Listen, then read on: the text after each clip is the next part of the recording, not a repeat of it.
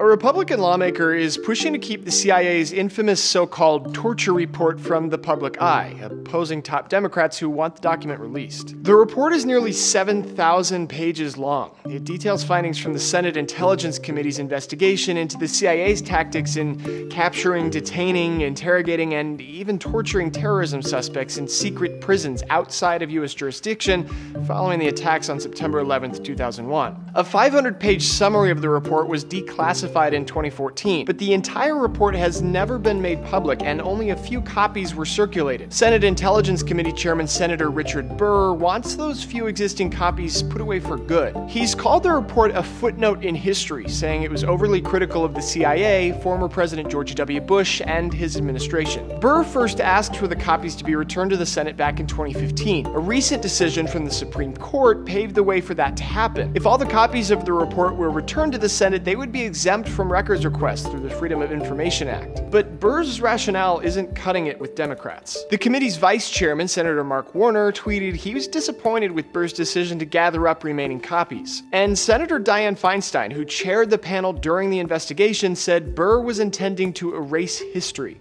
Despite Burr's efforts, the document could be made public, at least someday. Former President Barack Obama included the report in his presidential records, but presidential records aren't usually made public until 12 years after their time in office.